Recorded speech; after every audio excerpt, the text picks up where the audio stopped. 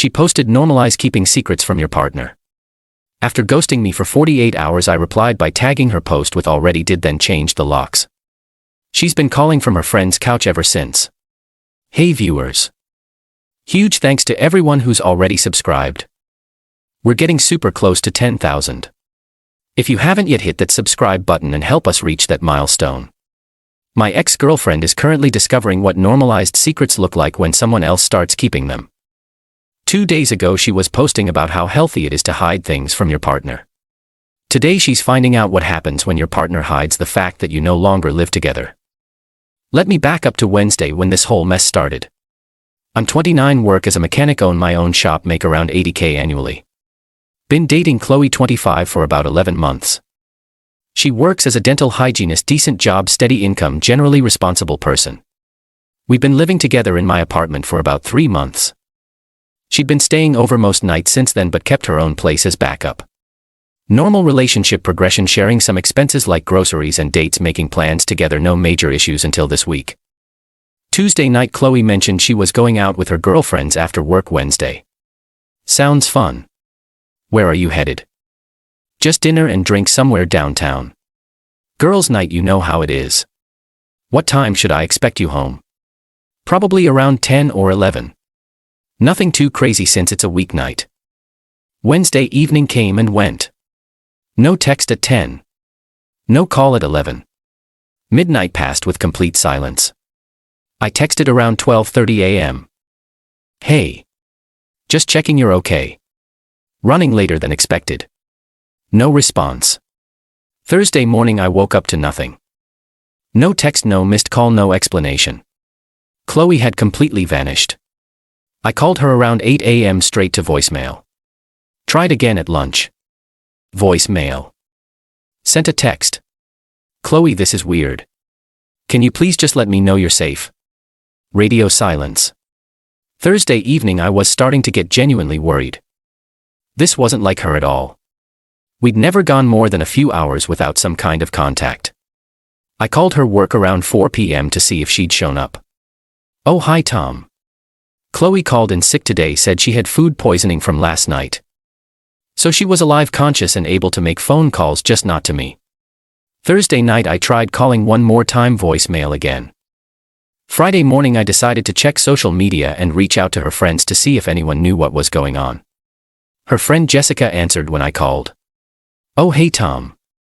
Yeah. Chloe mentioned she needed some space to think about stuff. She's fine.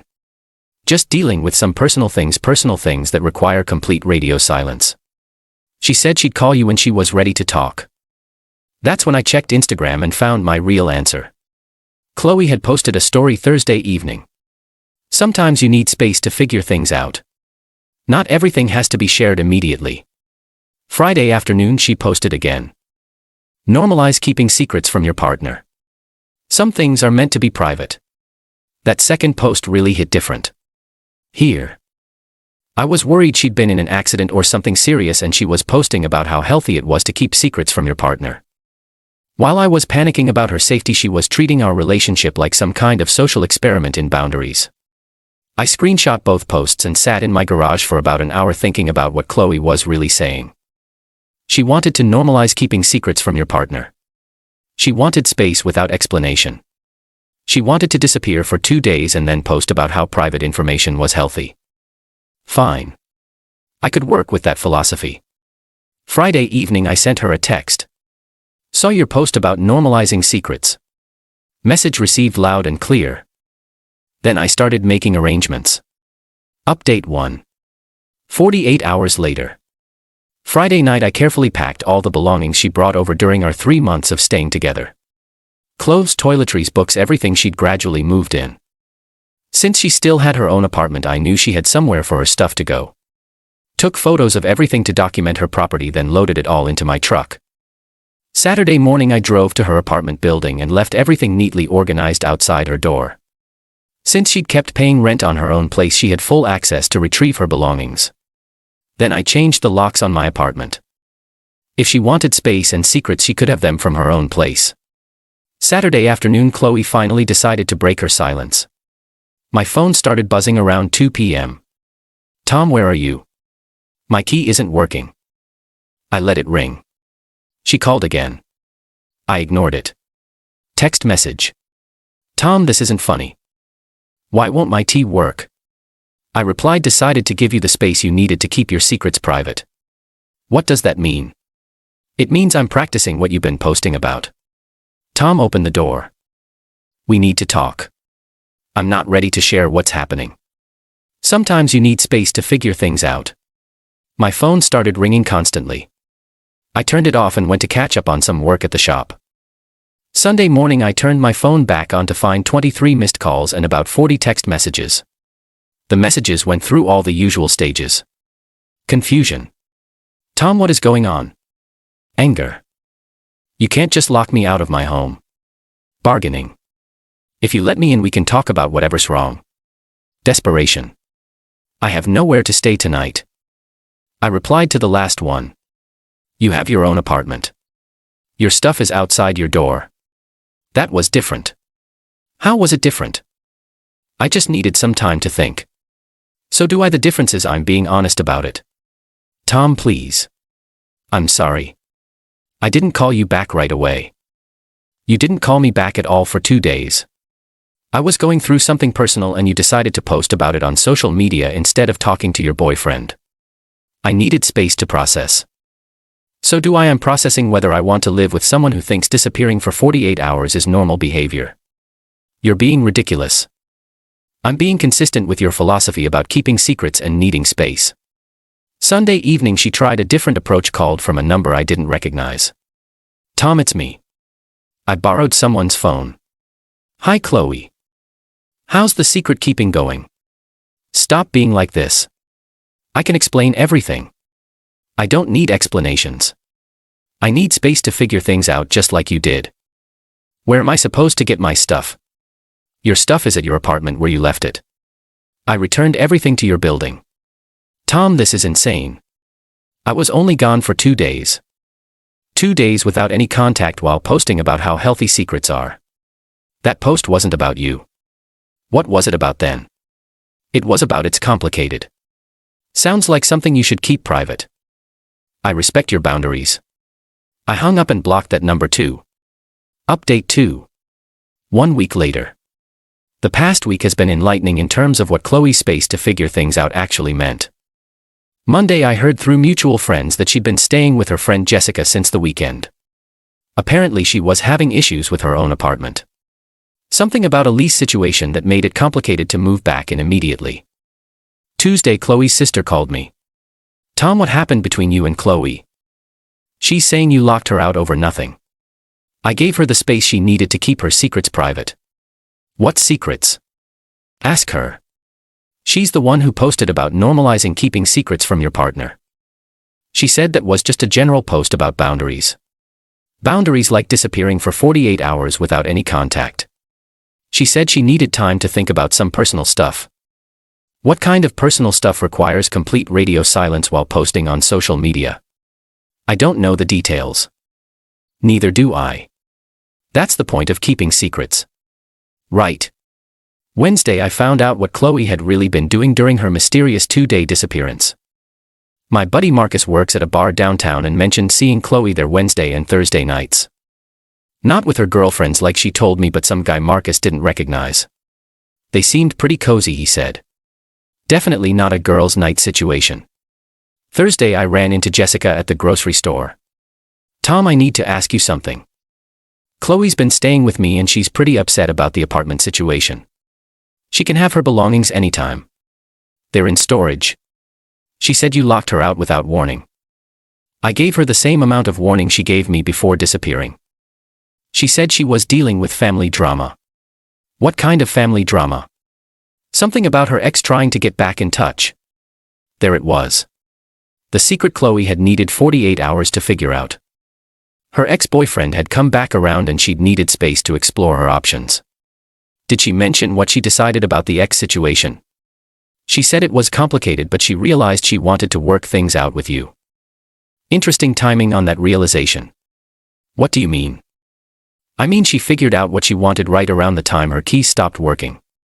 Friday Chloe finally got desperate enough to call me during my lunch break. Tom, please, we need to talk about this situation.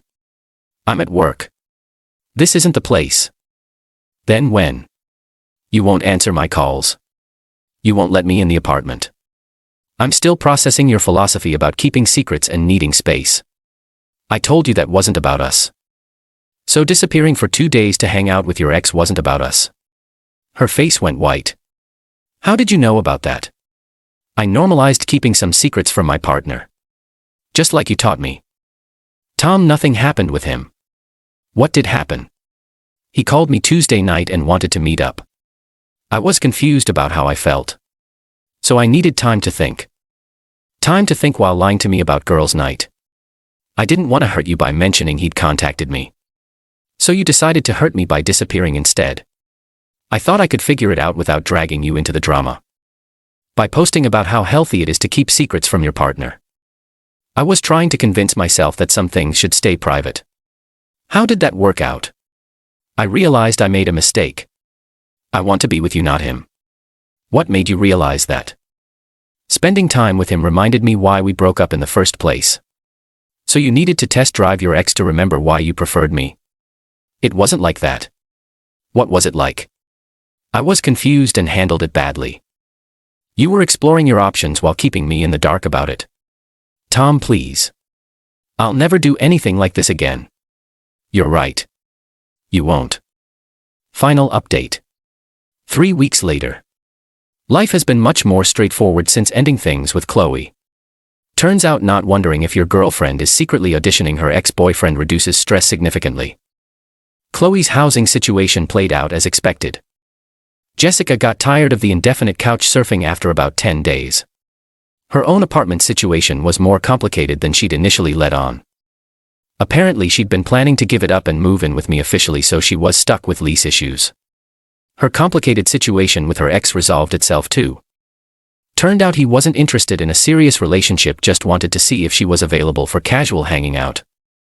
Once he realized she needed actual support and housing help, he disappeared again. Most of her friend group gradually got tired of the drama. Jessica especially seemed relieved when Chloe moved out and stopped processing her relationship decisions out loud. Chloe tried reaching out through mutual friends several times. Always the same story. She'd made a mistake, learned her lesson, was ready to be completely honest now. Too little too late. Started dating someone new recently. Maria works as a teacher, has her own place, believes in crazy concepts like communication and not disappearing when faced with decisions. When I told her about the Chloe situation, her response was perfect. Anyone who thinks secrets make relationships healthier probably isn't ready for relationships. The revenge wasn't elaborate or dramatic. It was just giving Chloe exactly what she'd posted about, wanting normalized secret keeping and space to figure things out. She wanted to disappear for 48 hours without explanation while posting about healthy boundaries. I gave her all the space she could handle by making her disappearance permanent. Chloe thought she could test her options with her ex while keeping me as her backup plan at home. She assumed I'd be waiting around while she figured out which relationship offered her more. Instead, she learned that people who keep secrets shouldn't be surprised when secrets are kept from them.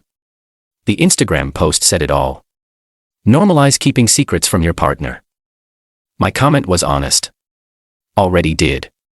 She got exactly what she posted about, wanting a relationship where secrets were normalized and partners gave each other space to figure things out. Perfect lesson in being careful what you normalize. She wanted secrets to be healthy in relationships. She got the healthiest secret of all, that she was no longer in one. The lock change was just the physical representation of what she'd already done to our relationship by choosing to explore other options while lying about it. Sometimes the best response to someone normalizing bad behavior is to normalize better boundaries. Chloe learned that disappearing to test other relationships has consequences, especially when you broadcast your philosophy about secret keeping on social media. The couch she's been calling from is probably more comfortable than the bed she gave up to spend 2 days figuring out that her ex wasn't worth it. But that's what happens when you normalize keeping secrets from people who provide your stability.